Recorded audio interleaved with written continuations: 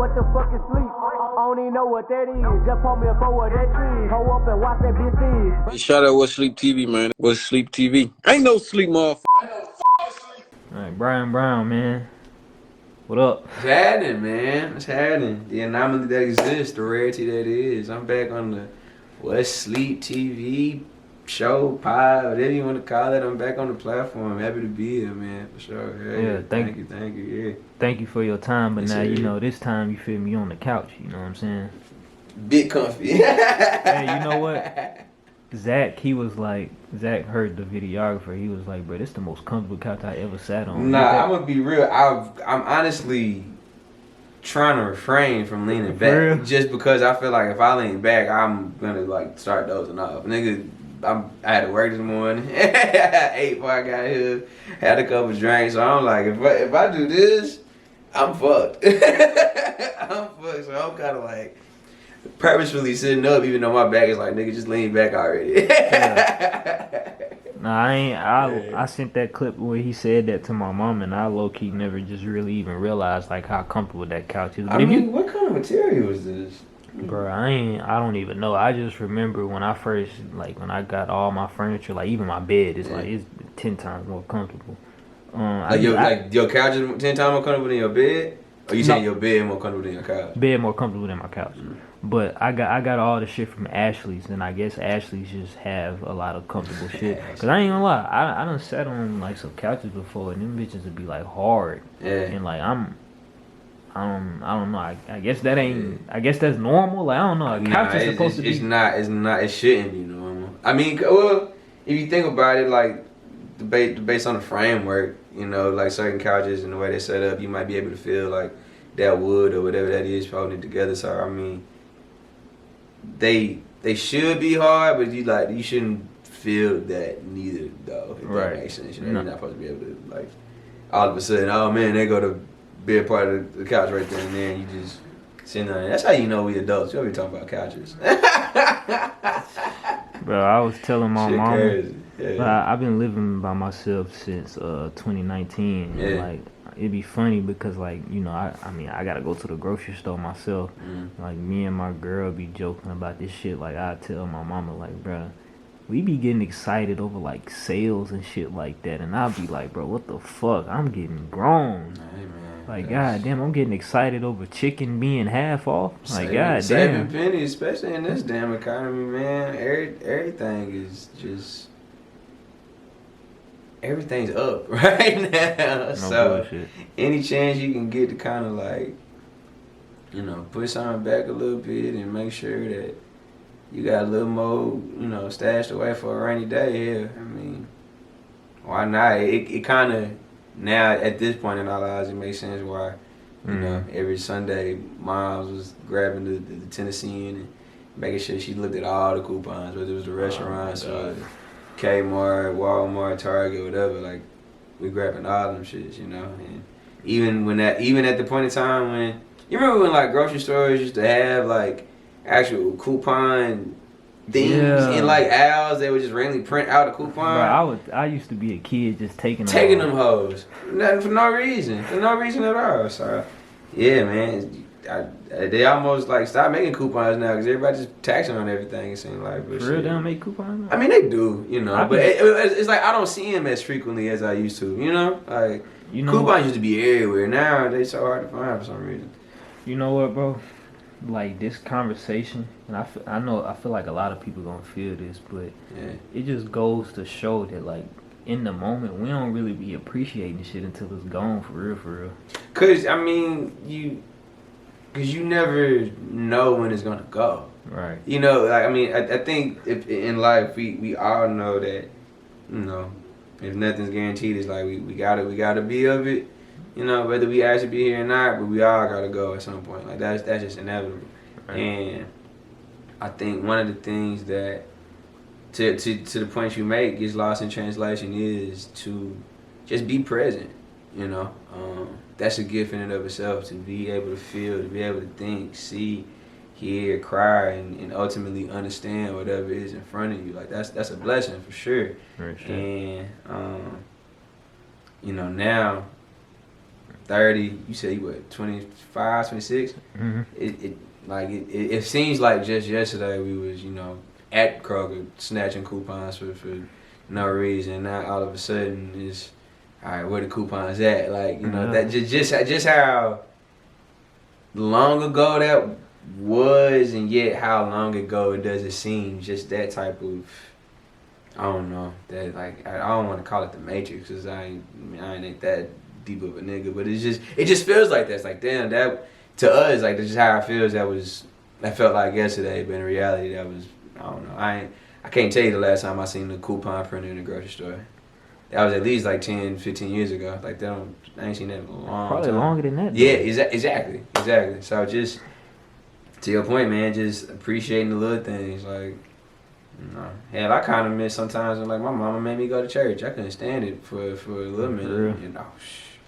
Cause at a certain point, it's like, you want to be grown, you want to do your own thing, this and that, but just some type of order, some type of guidance, man, without you even noticing or realizing that's what you was getting out of those situations, was just some type of common sense of principalities and moralities in this world. Nowadays, everybody just, they think they got it, they think they know it all. Everybody's kind of fiending for themselves because, mama ain't saying get your ass up and come on one time. So, I think more so than anything about those though, like, I guess what I'm getting at is I appreciate the community aspect. Like, everybody took care of one another. That whole proverb, it takes a village to, to raise a child or, to keep everything together. And it just feels like across the world, the villages have separated and don't seem to think that coming back to the core is important. And I just think that's messed up because now we're the generation that is like the last of the other villages, And so now it's kind of like on us to kind of carry that on, but I don't think we hold that responsibility as highly as the generations before us, And it's unfortunate, but hopefully,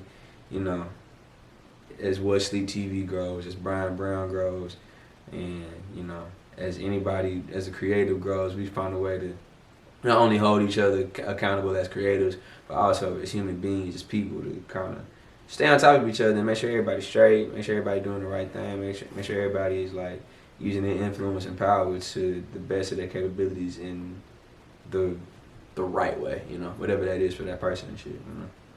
Yeah, I do want to touch on that. You just made me look on my phone. You just made me look on my phone and find something that somebody said. This is back in September. Okay. We gonna get to that because you brought up a real good point. Sure. We gonna touch on this tweet because I feel like it's gonna create a good conversation. Okay. And dude made a good point and I responded to him. But fair enough. Cool. Yeah. Let's talk about the project that you just released. BBGonProfit. Yes, sir. Tell us about that. How did that come about? BBGonProfit, an album about making it count in more ways than one. A collaboration effort between myself and Carmine Prophets out of Dallas, Texas. Shout out to him. Yeah, shout out to Carmine, my dog. We're gonna get you on here soon, trust and believe. Man, this actually started around COVID. I had a song 2020, yeah. Okay. Well, like this project, no, but like our relationship started around COVID. Everybody was locked up in the crib, couldn't really do anything for a good group of time. Yeah. And let him tell it, he was just trying to find ways to kind of like interact with like Nashville artists at the third. I think he moved here like a couple years before COVID or whatever. So, he's doing some things to kind of keep his name out there, keep stuff interesting, plus trying to reach out and figure out who really moving, who really shaking out here. Right. And I had a song that I did / drop back in 2017 called Desires, produced by Kato, and we was talking like, before we hopped on this. And he flipped it. He like took the vocals and flipped it and did his own rendition of it and took the video that I shot for and just kind of put his his beat on the background to it, and that shit was tight as hell. It's still on my Instagram page to this day. Like, it was that good.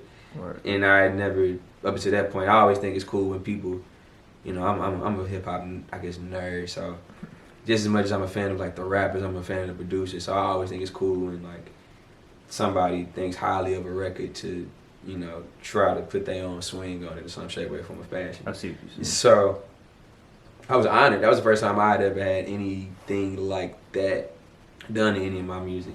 So we fast forward to probably like either fall of 20, maybe like summer of 21. We was on a show together out on me, Carmine, myself, Carmine, Lil Bree, shout out Lil Bree, he was on that bill, Hugh G, Weston, Clover James. It was where was we at? It was at Tin Roof, but on Broadway. Okay. And Carmine, I think, was DJing for... Oh, he DJs too. Yeah. DJs, producer, engineer. He actually mixed, mastered, and produced the entire... Mixed, mastered, recorded, and produced the entire BBGonProfit. Like, dude's cold with it, man. He's a deal. But he was DJing for one of those artists on the bill. I can't remember who, though. And at some point in the night, I think he had came up to me and he goes, "Yo, I'm Carmine, by the way." And I'm like, "Oh, fuck, like you the one who did the Zaj clip?" And he's like, yeah.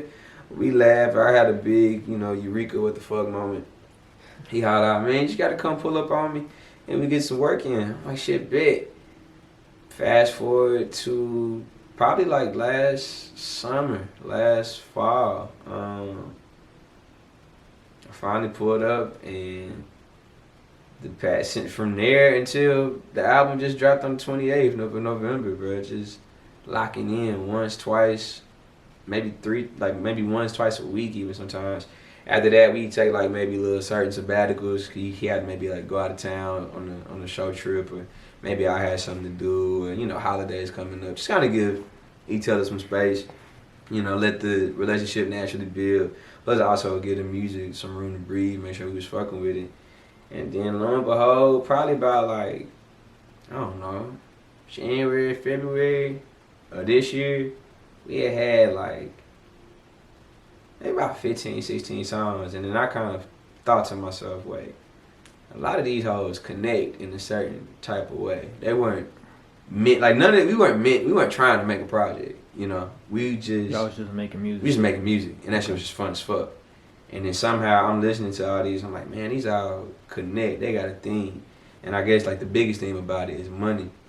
And, you know, I felt after the first project I dropped in 2020, Journey, I don't think I necessarily got to reap the benefits or the fruits of my labor. At the same time, though, everything happens for a reason. So I just kind of, you know, took those L's, which is really lessons. You know, you can't really control a lot of shit in this world. You just kind of got to go with it. Yeah, and, you know, with these sessions, with the BBGonProfit sessions, it was a whole lot of just having fun, not really thinking about it. This is a whole new producer. My first time ever working with just strictly one producer on anything. And just trying shit, not being afraid of anything, man. We was just in there just having fun. But I just felt like popping my shit. I felt like, I don't want to say the industry owed me anything, but it's like I need my coins. How can y'all determine what my music, my livelihood, my transparency is worth? It ain't worth no point 0.0000010th of a cent, you know. But then also too, within that, it's the way that the world views money and numbers. You know, men lie, women lie, numbers don't. Well, numbers can lie, numbers don't necessarily tell the whole story all the time. So all those things kind of like kept coming up in certain songs and freestyles, and we finally decided. I asked Carmine, I said, "Hey man, you trying to make a thing out of this?" He was like, "Shit, I'm with whatever you want to do." And so eventually we just trimmed them down. I sequenced the album in terms of like put them in the order that they in. He put together the skits and tied the shit up, and that's where you came in on the intro, which is the craziest shit, cause originally that wasn't there. Like the songs like after that was already in order, and then maybe like 2 months ago, he's like, "Hey, just press play and listen to this," and it's like, and your voice come on, he's like, "Have you noticed anything about this?" And I'm like, "Oh, what was I saying again? You remember off the top of your head?" You asked the question. It was, "Have you noticed anything different about the city since all these people started moving here. Right. And again, it was just talking about revenue and spending money, you know, how much money we had been seeing due to what I was talking about was like, you know, the NFL draft, the hockey team, the soccer team, the service industry. But I mean, obviously, we was making money in plenty more ways than that now. I know with like tourism, all these bachelorette parties and that and the third. I can't believe I, you know, didn't think of that. But that's probably what I really meant in a nutshell instead of branching off all those like many categories of it. But yeah, we were just talking about that and just kind of, you know, doing things to make it count. Besides, you know, making it count for those who are like actually from here who made a lot of this possible. And I just feel like we, the natives, was like on the outside looking into that. And so this was pretty much my kind of outside looking in on what I felt like I was trying to get back from what, I won't say the world took from me, but what the world paused, you know, at the Journey drop. And then also too, just a very in-depth look at, you know, how we think of money, how we treat it, and how to ultimately, you know, get it and bring it back and spread it around, you know. That's ultimately what I really want people to get out of it. That's why I taglined to the album about making it count in more ways than one. Because, yeah, I'm talking about getting money on there, but it's, you know, it's not everything. It just happens to be such a priority and such a thing that we can't help but to make it a thing. And hopefully when people hear this, people, I won't say think less of money, but try not to pride themselves on being so greedy and eager to get it, because it only can do so much, you know. 2 weeks ago, I had a situation where I kind of realized that I got a job that, you know what I'm saying, I'm looking at it like, oh man, the money good, I'll still be able to do what I need to do on the side, but I ain't gonna lie, I didn't last there.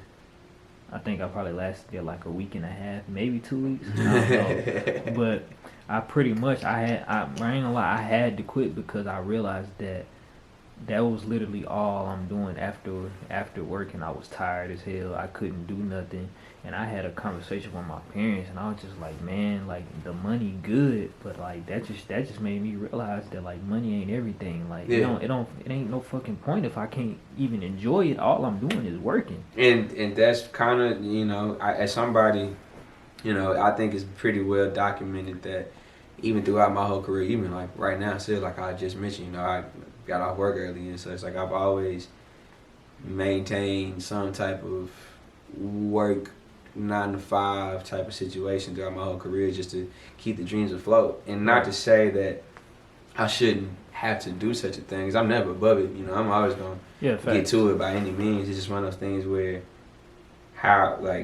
why is it this way? What is it about the music industry that makes it to where I have to maintain a server job or, you know, work wherever I need to work just to maintain, like, why are y'all so greedy with y'all's piece of the pie, knowing that y'all only do so much in terms of like the artistic side of things? Like most of them people in those offices and those rooms at those tables couldn't tell you what a treble clef look like. Not to say that should be like a criteria or something, but you get what I'm saying. Like they don't know what it's like to be out there and really put your whole livelihood and feelings and deepest thoughts, maybe even secrets on a song for people to like maybe only go back and forth on, and they're like telling you like, thank you for saving my life, or thank you for, you know, helping me get through this breakup. These are like things I've heard people tell me like about my music, you know.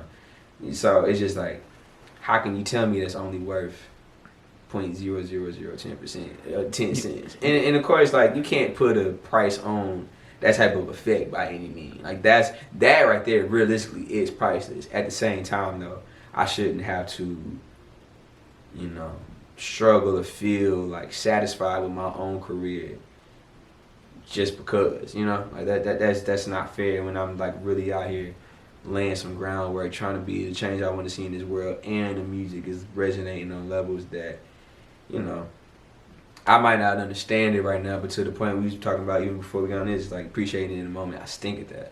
I suck at it. But lately, I've been trying to just not be so hard on myself, really think like, damn man, you dropped 2 projects in 1 year. You did a project where you just only worked with one producer. You really, you know, again, kind of stuck to your conceptual ways, but found a way to like really make this one like.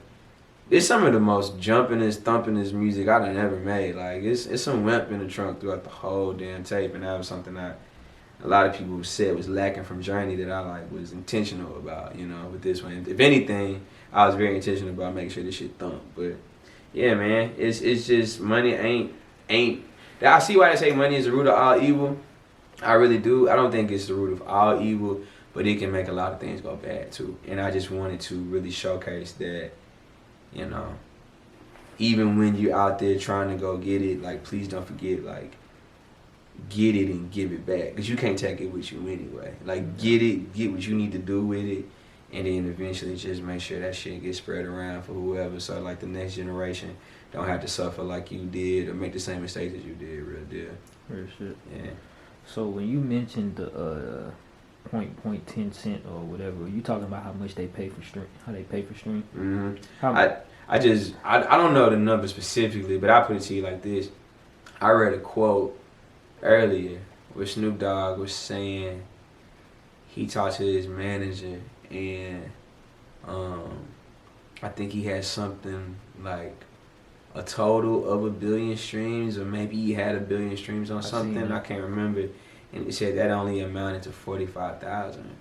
Yeah, I've seen that. That makes I like where in the math does that even remotely make sense? 1 billion streams equals $45,000. That's crazy. You know, and like if you just doing the math on that, like it's heartbreaking, you know, and it's just one of those things that need to be changed, and I don't know how we go about it. Of course, I'm independent, so it's already tough as shit as is. And you mean to tell me I gotta fight this big ass machine who kind of want to be stuck in their new old ways, you know? It just makes for an uphill climb, but I just love it so much, and I'm so about just providing a different perspective through like a different lens. Even though I'm sure people can relate that, you know, I won't stop until I get what I deserve, and I also feel like things start to like naturally change, so that people like me, or people that look like me, sound like me, whatever, people that, you know, feel like they getting the short end of the stick somehow wind up on top somehow, you know. And I think that's just life in general. Like everybody got an underdog story, everybody's been counted out, but you know, it's all about how you know, fight back when you're on the ropes. And for a second, it felt like, you know, not necessarily my back was against the wall, but people weren't necessarily, I guess, how do I put this? People weren't just thinking about, people weren't thinking about something other than themselves. And I kind of got to a point where, like, okay, man, fuck this. Like, I know I'm cold. I know I can do what I can do. And I think eventually, you know, what I'm doing will come back to me tenfold. But right now, I just kind of need to get these things off my chest, and hopefully somebody can like understand that frustration of like, okay, I'm in that uphill battle with you. I'm in that uphill climb with you. We gonna find a way to get what we need in order to live the life that we want. And that's really, that's all life is about, you know, anyway, doing what you ought to do so you can do what you want to do, you know. And that be the hard part sometimes, is like getting your own desires and pleasures out the way and just focusing on the main thing. But once we start doing that, I think ultimately we get it back. But to the point of the streaming and the numbers we was talking about, that's just such a battle that it's kind of like watching racism die. Like, it'll be way past like our livelihoods and maybe even like the next generation's livelihood. But, you know, we got people really, you know, we got people like really doing their best and their hardest to change the tide. Mm-hmm. Hopefully while I'm still around and I get a chance to, you know, get into that dough and get into them offices, I get a chance to, you know, do something that starts regulating more money for independent artists. Hell, just for regular artists. There's no way Snoop Dogg, and of course Snoop Dogg's get plenty of money. I'm sure,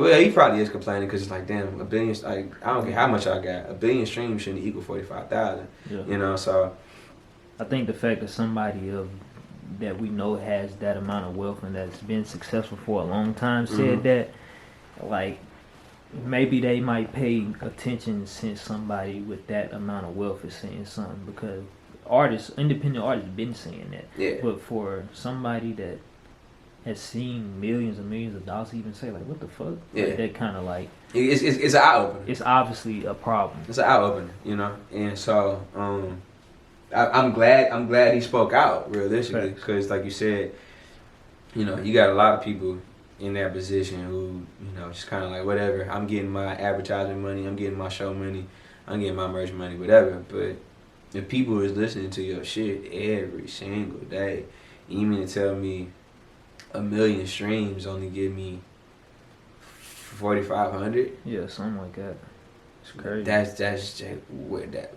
How do we even get to that math? Like, where did that come into the equation? Who decided that? How did they decide that? How did they let that happen? And where do we start to change that shit? Because that's just ridiculous. I don't really know no other way to put it. That's just nuts, you know. Yeah, that's just crazy.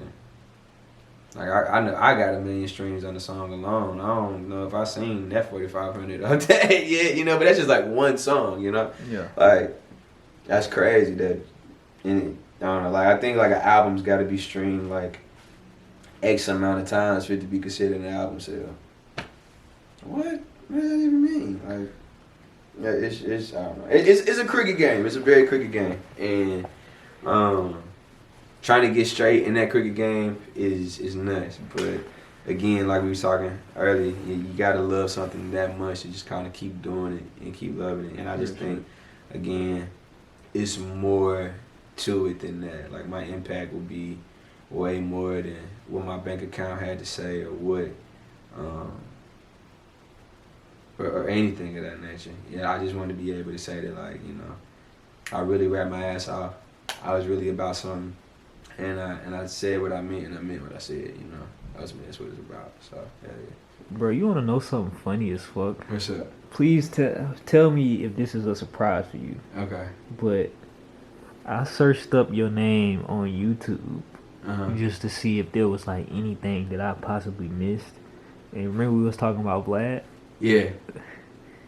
You know somebody, there's a fucking drug kingpin from Detroit that has the same name as you, Brian. I did not know that. That is a surprise. No bullshit. And look, he I'm not sure if you're familiar with B&B, but I think either he signed Cash Doll first, or he had something to do with Cash Doll's upbringing. Like, he's that's crazy. Yeah, it's another Brian Brown out there, but he was a fucking I knew. drug So like, kingpin. there's this one. It's like a white saxophonist.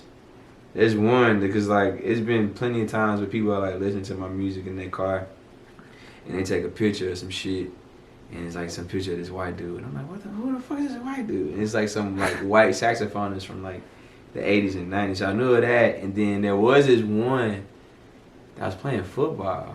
For real? Yeah. I seen a car business with your name. It's like Brian Brown something. That's I don't hilarious. Yeah, man. So like I what's funny is I know like I have a common name, but it don't feel as common. Nah, like, I see what you saying, because Yeah. Brian and Brown.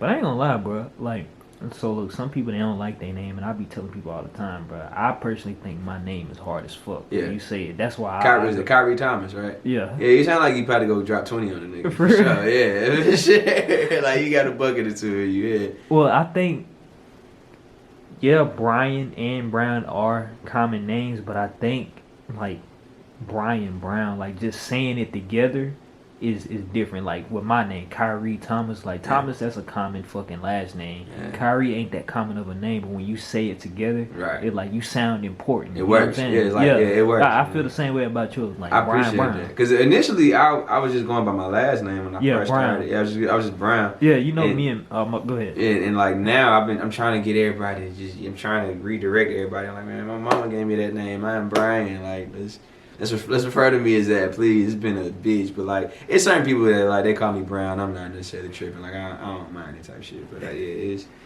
it's funny that you said that. I've been trying to. It's been an uphill battle to get people to call me Brian for sure. It's annoying, but hey, somebody listening, somebody know me, so fuck it. You know, it works. Do you remember that video? I hope you remember this, but me and Mayor, Yeah, remember Mayor? With the dreads, right? Yeah, Mayor. He said he was like Brown. I was like, bro, who the fuck is Brown? I'll probably say Brown. Probably my favorite. Brown. Yeah, Brown. You know what it is? Nigga, well, say his full name. His name is Brown, nigga. Who the fuck is Brown? That's his name. That's his name. His ad is World of Brown. But he Brian Brown, nigga. Brian Brown. How you don't? He used to go by Brown for years, man. True. Brian Brown. Like nigga, like Brown. Yes, yeah, I do remember that remember video? that. And I was like, yeah, we was real deal arguing about that. I was like, bro, who the fuck is Brown? I was like, nigga, Brian Brown. He was like, yeah. And I was like, nigga, Brian Brown. I do remember that, man. And again, that's why I had to like go by Brian Brown, because ultimately, looking up Brown on the internet just stunk. I was like, who the fuck is Brown? Like, you know, that's it's gonna be hard to find. It's gonna be hard to find, man. So Brian Brown was just was a lot easier to maintain, keep up with, and kind of build around too, man. The whole BB notion, like it just kind of got a ring to it that I was sleep on, but a lot of that was just like me, like personally not like kind of seeing myself in the light that maybe I see myself in now and not being as confident. Now that shit is, you know, that's water under the bridge at this point, you know. So it's just beautiful that people are like starting to catch on again, like the people around here, around the city. You know, Brian, what it do? I'm like, what's up, man? Like, it is what it is. I'm used to it because, you know, that's what they've known me as for some time. But, you know, if you watching this, Brian, please, man, I am more than the color. That's my running joke that I got. So, yeah, please. You kind of touched on that, you know, the late 90s babies or maybe the early 2000s babies was like the last generation to... I can't remember exactly. Remember you was talking about going to church, you know, that community aspect. Oh yeah, having that community, right? Yeah. Having to be inside before the street lights came on, shit like that. Aware before internet. So I didn't have this, like I didn't think of this until you said that. Okay. But I had a conversation with a rapper I know from Detroit. Well, it was actually a tweet. He said, I fear this generation of kids won't have any life skills because they only spend time in front of a tablet, phone, or video game. They don't even get time to sit and think, right? Yeah. Let me finish, though. Cool. I responded to that, and I said, maybe so, but I spent, like, I literally grew up on a computer. Like, I got my first computer when I was, like, 6, and, like, you know, that's part of the reason why I do what I do now. Cause, like, I spent most of my time on the computer, like, editing videos, all that type of shit. I've been doing that shit. Right. So, but I responded to that. And I said maybe so, but I spent the majority of my time behind the computer screen, and now I use those skills that I learned every day. Like, that's Photoshop. Like, all this shit is Photoshop, camera. Like, I use this shit every day. It's facts. And I said on the bright side, there's ways you can make a living having technology skills, but I've always been a hard worker, so I guess it depends on the person. Yeah. I'm gonna try to read the thread and keep it brief. But he said, I'm not knocking the use of technology to advance the society, which is valid. Yeah. He said the brain needs time to rest so you can build an imagination. Social/development skills for the adolescents is at an all-time low due to lack of being a child. And also technology isn't typically put in place for recreational use anymore. It's put in place mostly to make up for the time parents can't or don't spend being attentive to their children. So I know that's a lot in one. That's deep. But that's deep. You made me, both of what y'all said made me think we might have been the last generation to, cause I mean, bro, like a lot of kids. Like, damn, that's deep. You know what I'm saying? Yeah, that's interesting to think about. I went deep, probably like a little too. Maybe I won't say giving too much credit to them, but now that's something to think about though. Yeah. Do you think? What do you fear of this generation that's growing up on tablets and, you know, iPhones and shit like that? But look, let me say this though. Okay. I mean, I'm literally like, bro, you looking at me right now. Like, I feel like I turned out fine. I literally grew up on a computer. Like, instead of playing sports and shit like that, I ain't gonna lie, I was playing the game. You know what I'm saying? I was playing the game, or I'm on the computer. And you know, today you can stream video games, make a living. You know, if you're good enough at it. I mean, shit, niggas was making a living off the Madden when I was growing up. They had the whole like hop on the bus, tournament, 250,000. That was on ESPN 2 after the M1 show. You know, so yeah. I think I fear people not using these advantages in technology to its fullest capability. Because even if you think that, like, what he was saying was not wrong, but even then, you know, we what they call it, YouTube University. Yeah, I You learned a can lot of shit. literally learn anything Facts. on YouTube. How to play the piano, how to build a treehouse. Like, all of that is there. Mm-hmm. And so, at the absolute worst, I think that's the biggest thing I fear with this generation. Because, I mean, I'm kind of, like, still amongst it. Like, don't get me wrong. Like, I was still in middle school. I was in middle school. Like, in middle school, finna go into high school when, like, Twitter first, like, pop, you know? Oh, for real? Yeah, Twitter was like, I think like 08, 09 maybe. Yeah, facts. I remember, bro. I was too young. Maybe like a couple years before that, but like I definitely had Twitter like my junior year of high school for sure at the absolute latest. I had mine. I was a freshman, so yeah. So I fear that they won't use it to its fullest capabilities because it can be bad. But I think to your point, it's kind of like, you know, what you using it for, who you around, what's the ultimate end goal of what you're trying to do with it. Because you got some kids who just, you know, they just want to be seen. They don't care, like, about, you know. I remember hearing all the time growing up, like, you know, you're not just representing you when you step outside the house. Like, your last name is a representation of all of us in some shape, way, form, or fashion, you know? yeah. And in life, I've even kind of, like, mishandled that. I won't call it a burden, but there's, like, that opportunity to just kind of, like, be the example of be what, you know, my tribe and such has taught me.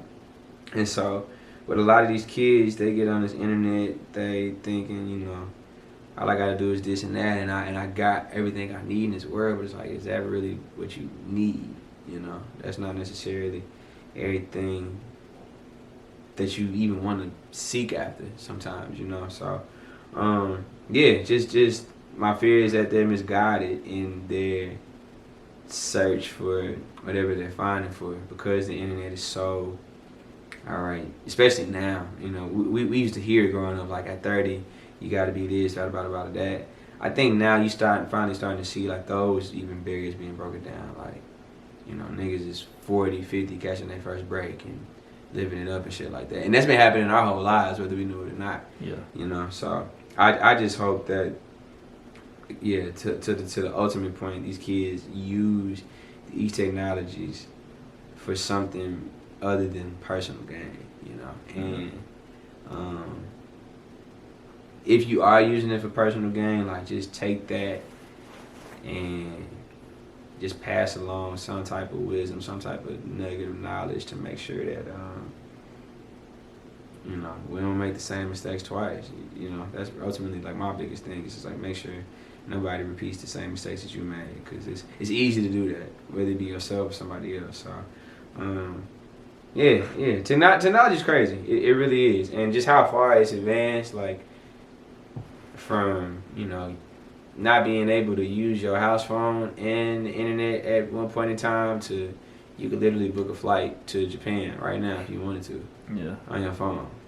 Like, that's insane, you know. But, you know, it's brought us closer together, and so with that, we just got to be mindful of, like, what we saying, how we saying it, what we doing, how we doing it, because, believe it or not, somebody's watching, you know, whether it be the powers that be, somebody looking up to you, like, somebody's paying attention, and you just kind of gotta be aware of that shit. Otherwise, you just, I don't know, you selling yourself short, realistically, man. And you don't want to do that, given that you got so many opportunities in your hand with this internet shit, this technology shit. Like what's the two girls that be running around and doing them raps and, like, the anime ears and shit? I don't know what their names is, but I kept seeing them on Twitter, and they was, like, doing videos in, like, grocery stores and shit like that. The music videos, doing the TikTok dances. Yeah, I guess, I don't know. I think I know what you're talking about. But it's like two girls. They're actually really good at music too. I can't even stunt. I think I know what you're talking about. I don't know. But, like, everybody was hating on them because they were I know what running around and like the way that they were shooting the videos. And I was like, it's getting old. They said, you know, them motherfuckers got a Pizza Hut placement. For real? They definitely was on a Pizza Hut commercial this year, for sure. It's like, they're doing something unique and innovative and using the internet's, you know, I guess, like, opportunities to like further advance themselves, man. And somebody caught wind of that. Somebody felt that shit was cool, related, and was marketable for something other than what they were catering to. That they also felt like anybody could see and maybe potentially be. And now, boom, you know, they just running around being themselves, rapping, having fun. Now they in Pizza Hut commercials, getting a check every time that shit come on. That's you know that's what you look for. You don't want to see these little what I don't like what we doing is like watching these little kids be like 8, 9 talking about I got the Glock and this and like I'm sick. Lil RT. Yeah, whoever the fuck this is, like whoever. It's like that ain't what we doing. Like that's gotta stop. Well, when that first came out, I remember like that's terrible. I was like, bro, I was like, bro, this is fucked up. But the first like viral tweet that I seen of his video, somebody said, I don't give a fuck how old he is. This little nigga sliding. Man, it's like no, bro. Like that's not sliding. He's making himself like a target. It's really sad. It's sad. It's really sad. It's really sad, man. Like that. There's no reason for no 9-year-old to be talking about I gotta keep the strap on me. The fuck. This nigga ain't even got no pubic hair for real. Like this nigga ain't got no hair on his chest. Nothing talking about I gotta keep the 9 on me. For what? Fucking what? You know, like that and we be ready to push and promote it and that's the next big thing. No, we need to get whoever that little kid is going viral for that some help. Fuck, like that ain't cool, you know. So and that's really what I mean. That's the fear. It's like just not using it the right way. Right. And then us as kind of like the ones that are being fed this shit every single day, or at least like paying attention to it every day. Ain't no need for us to kind of buy into that and kind of champion it. We need to stop that, cause you know, that's just what's the end goal of that? Little 9-year-old talking about he got the strap. Like what? Man. So yeah, I that's my biggest fear. People not utilizing it to its fullest capabilities. Again, it's so much more than, and of course nothing wrong with TikTok, nothing wrong with Instagram, nothing like that. But it's so much more to like learn and utilize if you really want to do something outside of I guess the norm. Like, you know, I got a friend who watches like people make like whole houses and shit out of like mud and clay. Oh, just like on the internet on YouTube. On YouTube. Okay, yeah, I haven't seen shit like that. Yeah, it's like it's fire. Like, yeah, bro. Yeah, why would I not want to at least learn to like watch how to do that? You know, bro. When I went through chemo, and you know I was just spend a lot of nights. You know what I'm saying, in my room. I couldn't really do nothing but be on my computer. I tapped into a part of YouTube that I never really paid attention to, but it's called Catch, Clean, and Cook, where people will go, like all catch, parts of clean, and cook. Yeah, like they will catch their food, clean it, cook it right there. Like somebody will like catch like we was hunters, as they used to say. Yeah, people do that type of shit. But there's so many like great things about the internet. I think what's important is you just gotta like kind of weed out the bad stuff.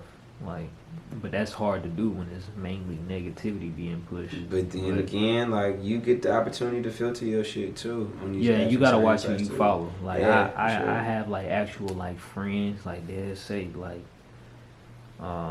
sometimes I be going through periods where I be like, bro, I don't be wanting to see this shit. Like I don't care how close he is, bro. I don't like what a certain person had posted it. Like I dead ass unfollow him, but they'll think that like it's something against them. It's something personal. It's like, nah, bro. I just like that's not what I'm on. Like, I just don't want to see negativity.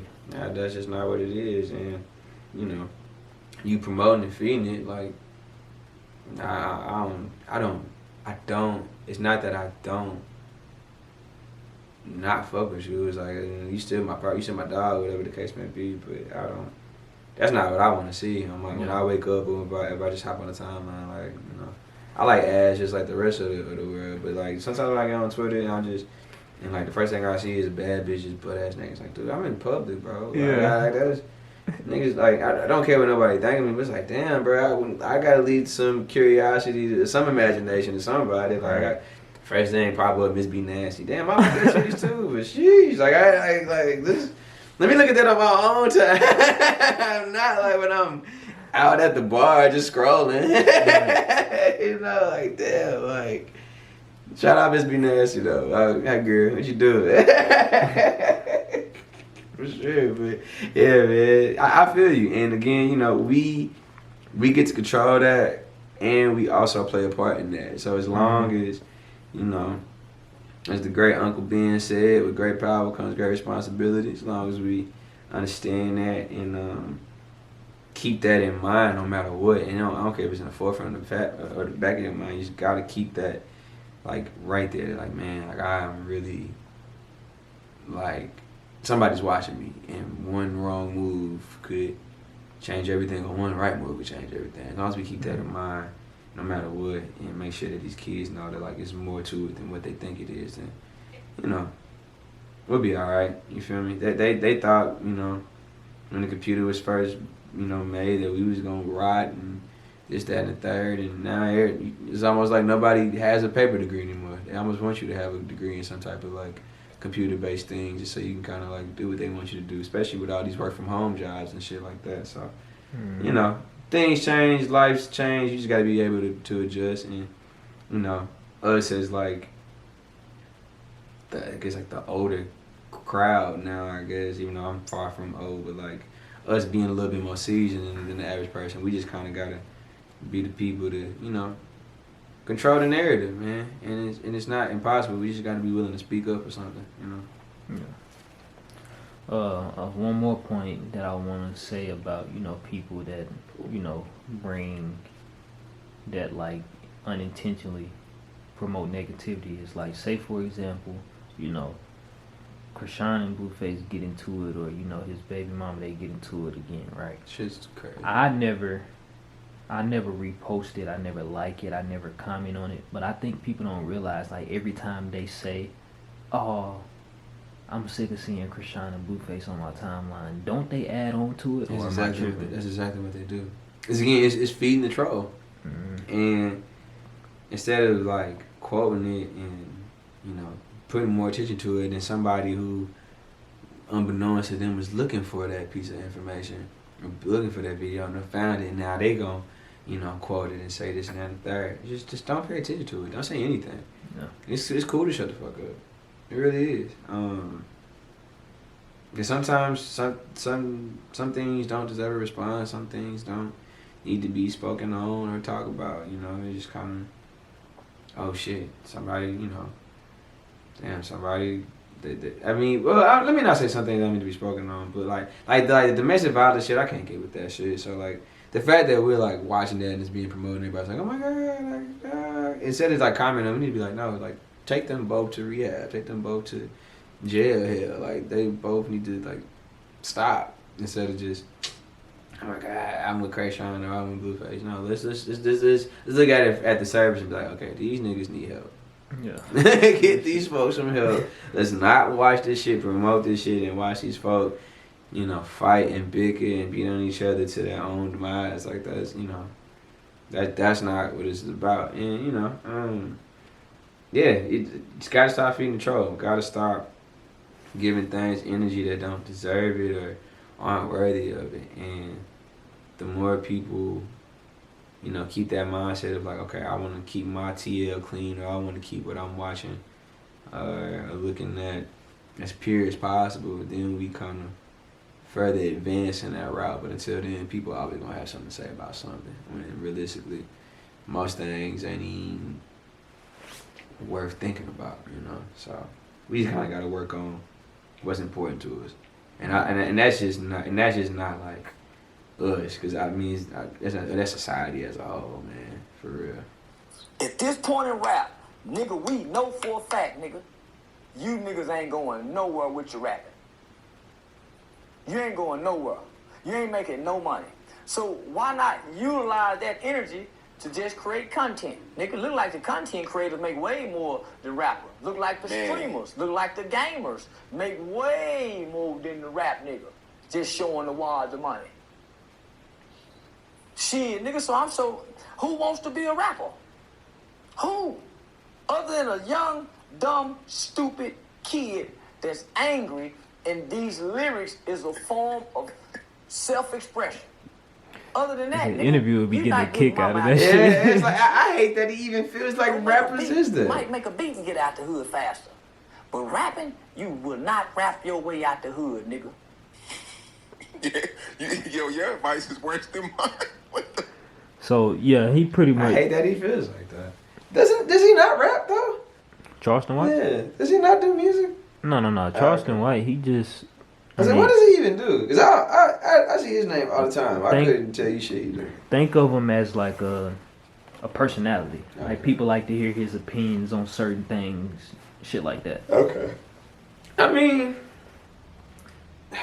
I don't all the way agree, because again, you know, if you just look at it, Kanye was 27 when he first dropped college dropout again. He had been in it for a minute, and of course, like we was talking about earlier, you know, rap is a 10-year game. Like it's a process. It's a long process, and so, you know, you can't tell. For hell, even like the Gazelle, the niggas, for example.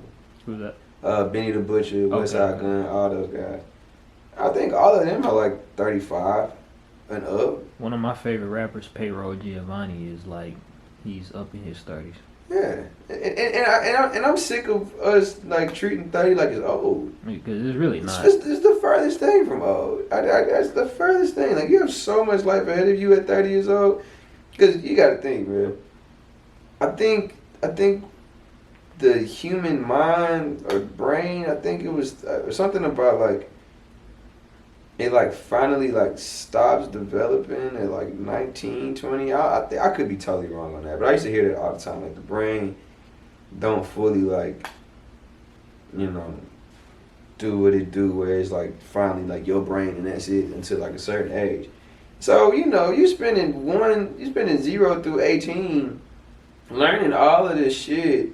Then you get to 19, 20, 21, 22, and then you realize all that shit don't matter. None of that shit mattered. And then you gotta go from 22 to whatever to like relearn everything. Not only yourself, but what they taught you, this, that, and the third. And it's like, you're a whole, for me, I'm like a big ass kid right now at 30. I'm figuring out so much shit about myself and how this world works. And so I don't like that in life 30 is like a death sentence, or like a 30 is mean stop everything and do something different. Like, no, the fuck, I'm just getting started. I'm just not really being smart. Like, I'm just not understanding so much about a lot of things. And so I don't agree with it, but I can see where he's coming from just based off the nature of the game. Like, the nature of the game has never really, quote unquote, sought after the older guys. But you know, it's only been so many Lil Waynes that was running it from 14 and is still running it. Or hell, I mean, like Lil Bow Wow. I love Lil Bow Wow, but he was 14. He wasn't, you know what I'm saying? He wasn't running to he wasn't going into his 30s. You know, there's only so many of those. Like, I caught them at 19, 20, 21, and they've been running the game ever since. It's Jay-Z's, who was 26, 27, almost at 30. It's Rick Ross, who I think was 30 when Hustlin' dropped. You know, it's those scenarios that are usually the ones who are still that last long. Last the longest, because they've been through enough, they've seen enough, and they've been through the rigors of the game to where they understand, you know, what needs to be done versus what needs to be done and what has to be done. You know, like and what the people want. And what the people want. You know, you don't necessarily know that at 14, 15, and you got everybody trying to pull you in X, Y, Z direction, telling you that. And so, honestly, I think we need more 30-year-olds. Like the conversation that's been the interesting one lately, because, you know, 3000 just dropped that instrumental album. And he was saying how, you know, he doesn't feel like he has anything to talk about at his age. And, you know, I just saw Lil Wayne say that was depressing. And truthfully it is. Because, you know, rock and roll motherfuckers get to go to 50, 60, 70 and nobody complains. Yeah, country artists too. You feel me? No, they get to be that, nobody complains. We be like, oh, nah, you can't rap about shit. No, somebody needs to hear about, dealing with, fatherhood and anxiety at 35, if that's what's going on in life. Like, there's got to be a cool way to talk about it. It might not be for you, and that's the thing. We've got to stop acting like everything is for everybody. That's never going to be the case. Like, you can never please everybody. But we do need to at least address the fact that, there's no need to put like a limit on wisdom. As long as somebody's got it, however they want to express it, allow them to. It is just unfortunate though that you got people like him, spewing that type of nonsense into the world, which leads to somebody as magnificent and all time as 3000 being like, I don't know what they're up about. Like, nigga, bro, you got a lot of shit you've been through, bro. And like, he had lost, I think, like both his parents within like a very like short time frame, and he's one of the biggest artists we've ever seen. Life after that, after getting away from rap, like those are things that, I want to hear how you adjusted. I want to hear how you kind of got comfy in your own skin after, Outkast was, I guess, over in a sense. Like those things are important for the next generation of people who might get to that point. Be like, damn, what do I do? So yeah, I just think that though I get where Charleston is coming from, it's not always what it seems. Yeah, I think he's mostly speaking from the street guy perspective because he was talking about the whys of money and all that type of shit. Because I mean, a lot of times, but that's young dude shit. You know what I'm saying? Mm-hmm. For the most part, it's usually young dudes that think showing a lot of cash means something. It really doesn't. It means nothing. Like Jay-Z, he did that. He flashed his jewelry and shit in the beginning of his career, but I mean, you don't see him doing this shit now. He stopped that shit. Like, so I think he was speaking to more of the young street guy type shit, and I guess he's speaking to the guys that's 30 that's probably still trying to gang bang, be in the street. I think that's probably the people that he's speaking to, because that's most of the SayCheese audience. And if that's the case, then hell yeah, because you can be doing something way better and more vital to somebody around you that maybe even look up to you instead of trying to, prove your worth. And, niggas don't even be good either. I think that's another thing too. Like a lot of the people that he could have been talking about, they probably don't be good at the art form. And I think that's another thing, another part of it that I wish he would have touched on more, because, there was a point in time you actually had to be good at rapping to actually be a rapper. And I'm not saying that. Actually, I am saying that niggas just ain't as good these days. Nah, yeah, bro, it's not, bro. Like, I'm sorry, I know a lot of people gon' I mean, you caught yourself real quick. That's so funny. Yeah, we'll talk about it, but niggas is not that. Niggas don't take their time. Niggas is not as thoughtful with things that they say or do. And so I think that's a unfortunate downfall of where we're at right now too. Is people just don't care as much as they ought to, and that stinks because you could just hear it in certain places. And I'm not saying that something exists now. It's just, it's so much harder to find because all they want you to see is TikTok dance, money, sex, violence, racism, propaganda, this, that, and the third.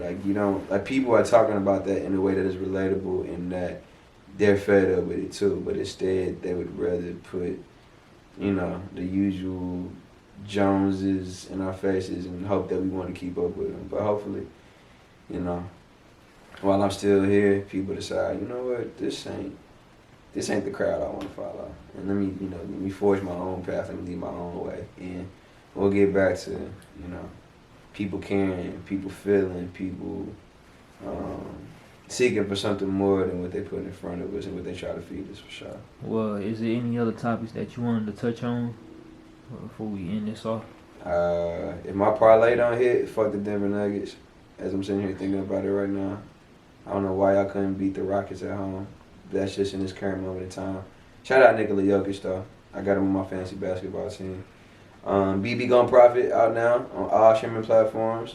Me and Carmine Prophets, we put together a 9-song, 26-minute masterpiece. Got the boy Kyrie on the intro, so it's like a What Sleep TV, Brian Brown, Carmine Prophets exclusive. Free Palestine. Make sure y'all doing y'all research on all these things that's going on out here in this world. Don't let them feed you no tomfoolery, man. Some shit is just right, some shit is just wrong. Like, just do your research, man, no matter what it is. And just be kind to one another, bro. You gotta start being more gentle with one another. This world crazy. This shit is harsh. Things is hard on everybody, man. Let's just all kind of be a lending hand to one another, reach out type shit. Follow me, Twitter, Instagram, World of Brown. And yeah, man. Yeah. Let's just be more kind, let's be more aware, and let's be more trill about some shit, man. And who knows where we'll go, type shit. Yeah. Sure, man. Well, I appreciate you for second time being on here, man. Woo, I'm a vet on the What Sleep. Nah, that's hard, man. No, for real. Let's sleep. Don't sleep on the boy. Coldest in the game right now, you feel me? Yeah. Shit, appreciate you, man, for sure. Alright, man. True. Brian Brown, man. We gonna wrap this up. We finna do this freestyle. Woo! We're gonna see how they Ooh. go see how they like it. Ooh. Let's get it.